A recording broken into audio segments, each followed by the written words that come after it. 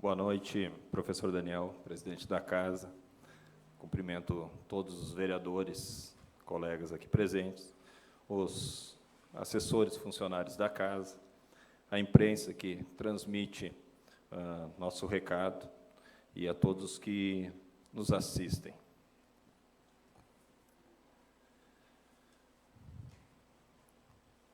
Quero trazer aqui o assunto que tem pautado o noticiário, dia a dia, e a gente procura na internet, procura nos meios de comunicação dos mais diversos, e fala-se sobre a vacina do Covid. É um assunto que, inclusive, todos os vereadores aqui já pautaram em seus discursos anteriores, discurso de posse, ou na primeira sessão aqui, mas é algo que está mais próximo agora. Falei no momento anterior que, infelizmente, essa situação chegou até nós aqui em março do ano passado, esperávamos 3 meses e ela se estendeu. Viramos o ano e começamos o ano com muitas incertezas, mas agora, aí no horizonte, está a vacina. Sempre tratei essa situação defendendo que deveríamos achar um ponto de equilíbrio.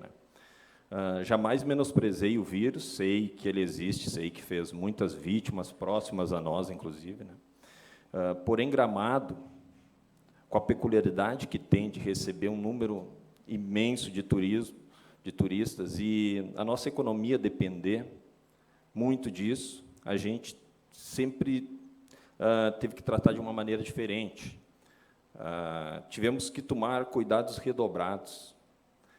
Terminamos o ano, volto a dizer, perdemos conhecidos, pessoas próximas, mas estou aqui para parabenizar a estrutura da saúde de Gramado, porque qual era o nosso maior medo, e é um medo mundial, é o colapso da saúde.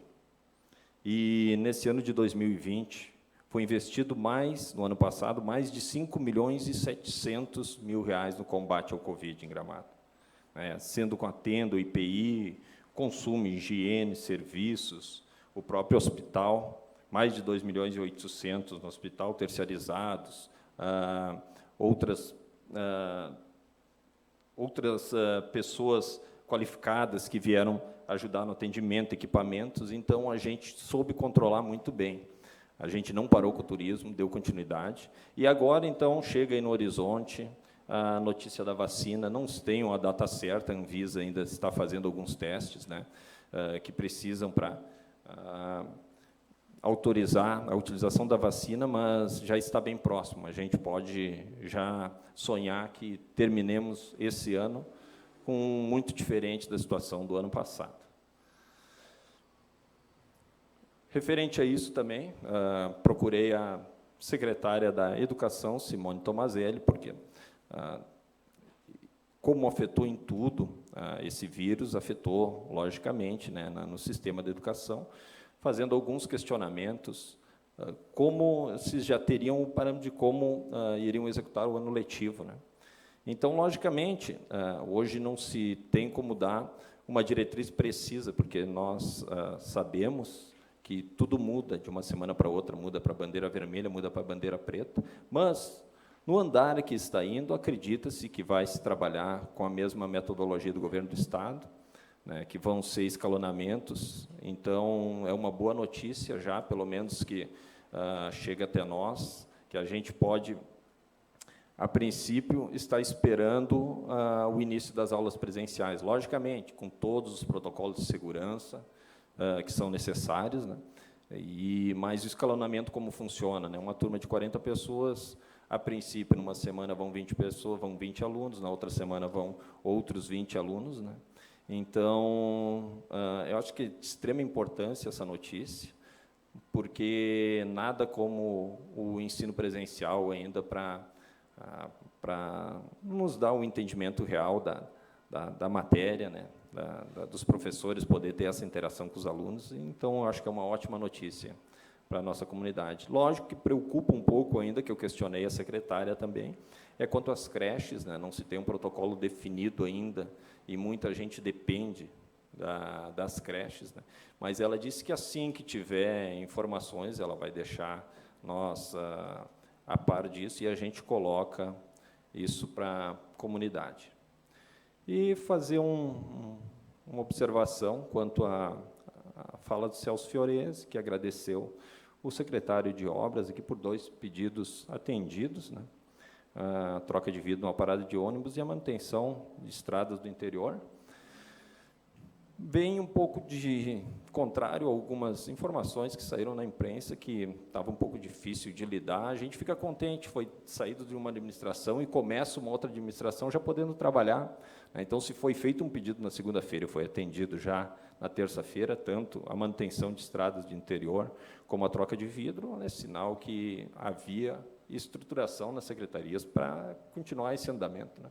Então, isso nos deixa contente. Tá bom? Muito obrigado, boa noite. Boa noite. Reitero meus cumprimentos a todos. Hoje foi muito falado aqui pela Corsã, a gente falou também muito sobre diálogo, e vem trazer essa palavra que o diálogo que a gente trouxe com a Corsã, quanto à administração passada, acho que foi muito importante. A gente aproximou um pouco, sabe, dos tantos erros que a Corsã tem, mas quando faz melhorias, há de se elogiar, o professor Daniel comentou isso. Eu tive, então, uma reunião com a Corsã semana passada, Lutério e o Rafael.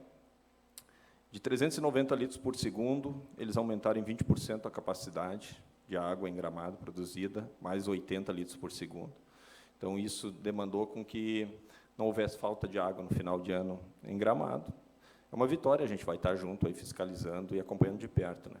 E quero falar rapidamente aqui também sobre a Serra Grande, essa reunião que eu tive, as ações que já fizeram lá, adequação do poço, adequação do reservatório, levantamento e mapeamento do cadastro da rede de usuários.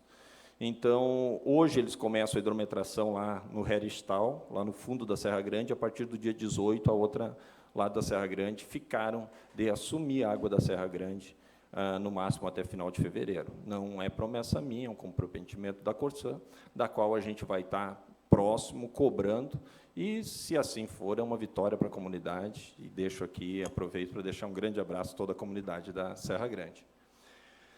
Peço desculpas aos colegas, então, para entrar no assunto, o Marcão Lovato falou bem, talvez seja a última vez que a gente entre no assunto, então, de administração passada, ou comparações, né, mas houve algumas observações nos veículos de informação, quanto do nosso colega, inclusive cedido aqui, o Vonei, que hoje é secretário adjunto da Saúde, onde ele usou algumas palavras fortes, perseguição, tu falaste aí, e castigo, né? Fui buscar algumas informações quanto a isso, né? E não sei exatamente, né, só o Vonei mesmo poderia explicar, mas a perseguição ou o castigo, mas eu sei que ele não continuou exercendo a função que ele exercia, sim, ele teve que voltar para motorista. Inclusive, ele disse, nesse relato do jornal, do veículo de comunicação ali, que ele não era chamado, ficou lá parado, mas não, segundo informações que chegaram a mim, algumas vezes ele foi chamado, sim, para prestar serviço, não pôde comparecer por motivos pessoais, né? Posteriormente, ele foi colocado à disposição como motorista junto ao Hospital Arcanjo São Miguel, do qual, inclusive, quem era interventor na época era o secretário Jefferson Mosquen, com o qual ele trabalha hoje. Então, de novo, eu não entendo muito o castigo, porque foi posterior a isso que ele pediu o afastamento e seguiu só como vereador, né? E aí, então, mais alguns números que cita aí nesse relato do veículo de informação, como procedimentos atrasados em cirurgias, né? Desculpa, novamente, a vocês e a comunidade que me escuta, mas quando a gente assumiu também havia 4.000 procedimentos atrasados, né? Isso não era época de pandemia. Era uma época normal, e a gente sabe que na pandemia acarreta dificuldades, como médicos, na faixa de risco, várias dificuldades para a gente conseguir essas cirurgias, esses exames, né? Mesmo assim, fui buscar alguns números, né, das cirurgias, por exemplo, bucomaxifacial está zerado, cirurgia geral zerado, ginecológicas está zerado, ortopedia quadril, me passaram que tem uma, otorrino zero, proctologista zero. Então, houve avanço, sim, e conforme o médico auditor, nunca foi tão baixa a fila de espera por cirurgia.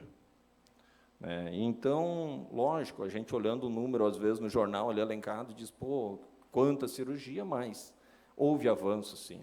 E esses avanços a gente quer considerar de uma maneira geral, né? Por exemplo, na saúde, né, se reformou o UBS da Piratini, Jardim, a construção da UBS da Floresta, o Centro de Saúde da Várzea Grande, que tão sonhado, né, a custo zero, hoje é praticamente uma realidade, está quase finalizado. Na saúde se deixou 17 veículos novos, nas obras foram 4 veículos, 2 retros, 2 caminhões, na agricultura, o horto é uma realidade, agroindústrias mais de 100, a saibreira, hoje licenciada em funcionamento, quando a gente pegou, teve que licenciar até conseguir saibro, né? Então, volto a dizer, a gente está aqui por um diálogo, por ideias propositivas, para estar junto programado, como o professor Daniel falou, e é assim que a gente quer trabalhar. Tomara que não precise mais voltar ao passado. Muito obrigado.